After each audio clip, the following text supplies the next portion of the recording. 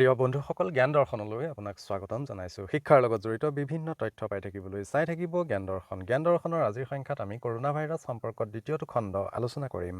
আজিৰ এই ভিডিঅ'টিত corona virus অৰ্থাৎ COVID-19ৰ সংক্ৰমণ ৰোধ কৰাৰ উদ্দেশ্যে ভাৰত চৰকাৰ তথা ৰাজ্য চৰকাৰসমূহে গ্ৰহণ কৰা বিভিন্ন আঁচনি সম্পৰ্কত আলোচনা কৰা হ'ব।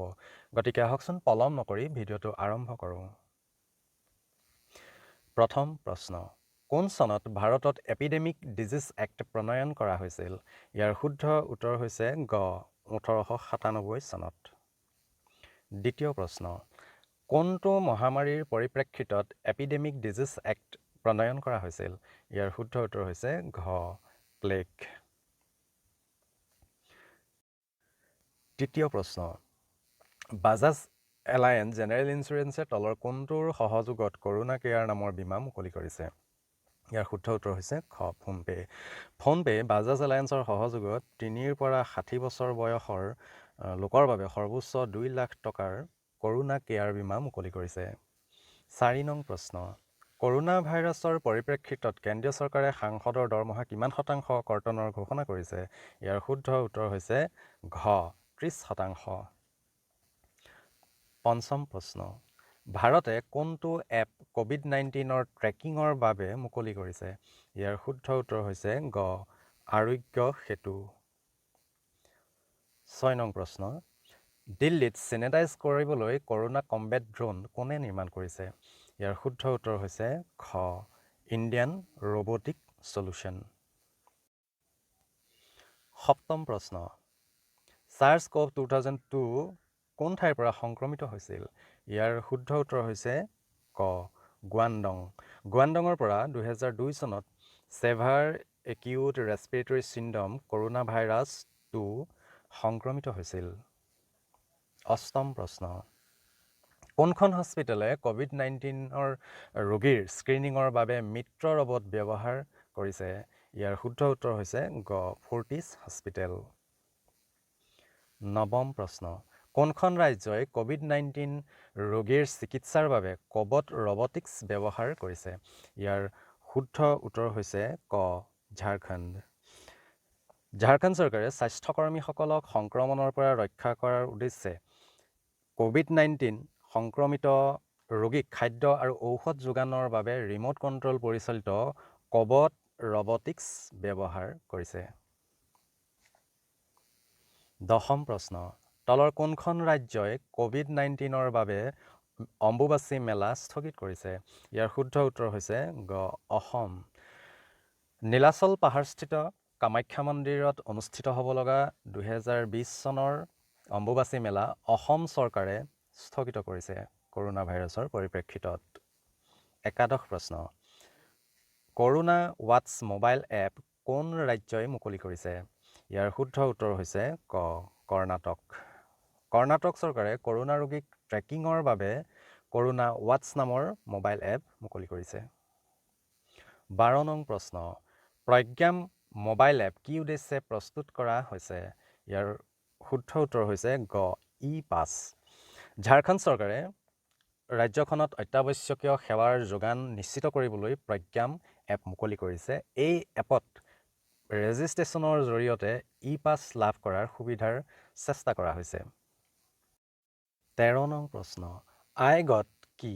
ইয়াৰ শুদ্ধ উত্তৰ হৈছে ক ট্ৰেইনিং প্লেটফৰ্ম। আইগটৰ সম্পূৰ্ণ অৰ্থ হ'ল ইণ্টিগ্ৰেটেড গভৰ্ণমেণ্ট অনলাইন ট্ৰেইনিং। ইয়াৰ জৰিয়তে ভাৰত চৰকাৰৰ মানৱ সম্পদ উন্নয়ন বিভাগৰ দীক্ষা প্লেটফৰ্মৰ অন্তৰ্গত আইগটৰ জৰিয়তে ডাক্তৰ, নাৰ্ছ, পেৰামেডিকেল, NHM আদিক COVID-19ৰ প্ৰশিক্ষণ প্ৰদানৰ ব্যৱস্থা কৰা হৈছে। 14 নং প্ৰশ্ন, কোনখন ৰাজ্যই প্ৰথম ৰেডিঅ' স্কুলৰ ব্যৱস্থা কৰিছে? ইয়াৰ শুদ্ধ উত্তৰ হৈছে খ মধ্যপ্ৰদেশ। মধ্যপ্ৰদেশে অল ইণ্ডিয়া ৰেডিঅ'ৰ সহযোগত সোমবাৰৰ পৰা শনিবাৰলৈ 11 বজাৰ পৰা 12 বজালৈ শিক্ষাৰ্থীৰ শৈক্ষিক প্ৰয়োজনৰ প্ৰতি লক্ষ্য ৰাখি ৰেডিঅ' স্কুলৰ ব্যৱস্থা কৰিছে।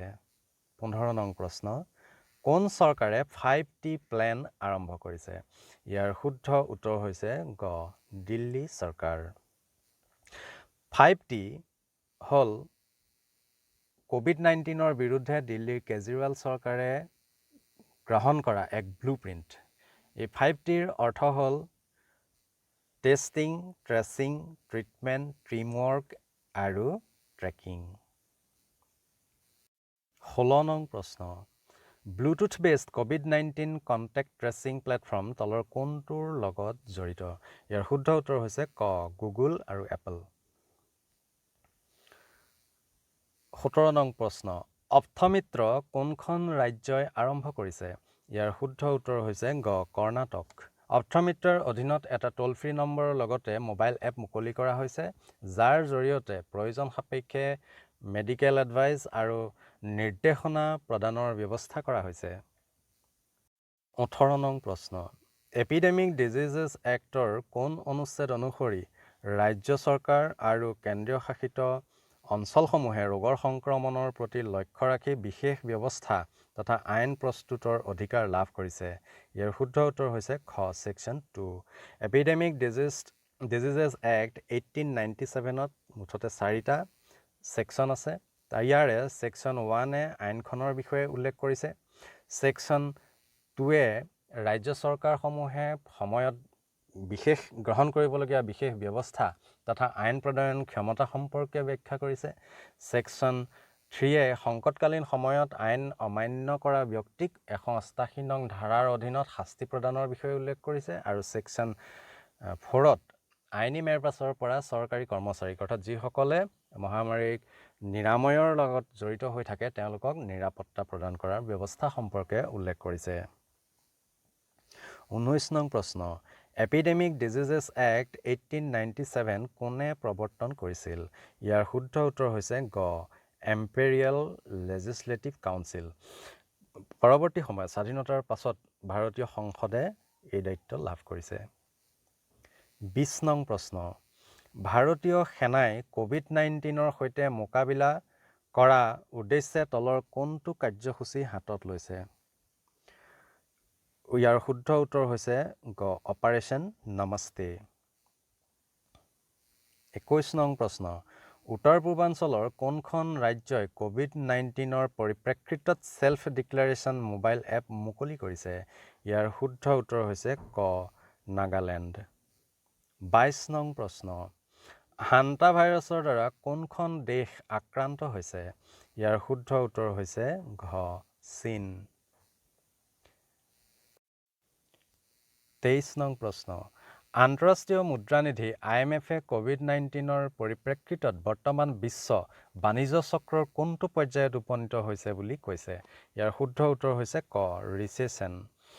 বাণিজ্য চক্ৰৰ সক্ৰিয় প্ৰবাহক চিত্ৰৰ সহায়ত এনেধৰণে প্ৰকাশ কৰিব পাৰি আৰু বৰ্তমান বিশ্বৰ আৰ্থিক কাৰ্যাৱলী এইটো ষ্টেজত আছে বুলি IMFে প্ৰকাশ কৰিছে। এইটো ষ্টেজক ৰিচেশ্যন ষ্টেজ বুলি কোৱা হয়। 24 নং প্ৰশ্ন, COVID-19 মেনেজমেণ্ট টিম 11 কোন ৰাজ্যই গঠন কৰিছে? ইয়াৰ শুদ্ধ উত্তৰ হৈছে খ, উত্তৰ প্ৰদেশ। উত্তৰ প্ৰদেশ চৰকাৰে COVID-19ৰ সমস্যা সমাধানৰ উদ্দেশ্যে 11খন বিভিন্ন কমিটি একত্ৰিত কৰি COVID-19 মেনেজমেণ্ট টিম 11 গঠন কৰিছে। 25 নং প্ৰশ্ন, মুখ্যমন্ত্ৰী COVID-19 যোদ্ধা কল্যাণ আঁচনি কোনখন ৰাজ্যই হাতত লৈছে? ইয়াৰ শুদ্ধ উত্তৰ হৈছে ক, মধ্যপ্ৰদেশ। মুখ্যমন্ত্ৰী COVID-19 যোদ্ধা কল্যাণ আঁচনি হ'ল ভাৰত চৰকাৰে COVID-19 নিৰাময়ৰ লগত জড়িত স্বাস্থ্যকৰ্মীৰ বাবে ঘোষণা কৰা গৰীব কল্যাণ যোজনাৰ অধীনস্থ এক বীমা আঁচনি। এই আঁচনিয়ে public health, family welfare, Ayush, ward boy, nurse আৰু আশাকৰ্মী আদিসকলক সামৰি লৈছে। ইয়াৰ অধীনস্থ 50 লাখ টকা পৰ্যন্ত স্বাস্থ্য বীমাৰ সুবিধা প্ৰদান কৰা হৈছে। 26 নং প্ৰশ্ন, OXCGRT কি? ইয়াৰ শুদ্ধ উত্তৰ হৈছে ক, Oxford COVID-19 government response tracker. ই হ'ল 17টা নিৰ্দেশকৰ ভিত্তিত চৰকাৰসমূহে গ্ৰহণ কৰা নীতি তথা কৰ্ম আঁচনি বিশ্বৰ 73খন দেশৰ মাজত তুলনা কৰি তাৰ ভিত্তিত দেশসমূহক ৰেংক প্ৰদান কৰে। বিভিন্ন চৰকাৰসমূহে গ্ৰহণ কৰা বিভিন্ন পলিচি যেনে বিদ্যালয় বন্ধ ৰখা, ভ্ৰমণ নিষিদ্ধ ঘোষণা কৰা আদিৰ উপৰিও ৰাজস্ব আৰু আৰ্থিক নীতি, ফিস্কেল এণ্ড মনিটাৰী মেজাৰ্ছ আদিৰ ওপৰত তথ্য সংগ্ৰহ কৰি তাৰ ভিত্তিত ৰেংক প্ৰদান কৰে। বন্ধুসকল আজিলৈ ইমানেই ভিডিঅ'টোৱে যদি আপোনাক উপকৃত কৰিছে তেন্তে লাইক কৰিব বন্ধুবৰ্গৰ মাজত শ্বেয়াৰ কৰিব আৰু আমাৰ চেনেলটোক ছাবস্ক্ৰাইব কৰিবলৈ নাপাহৰিব ধন্যবাদ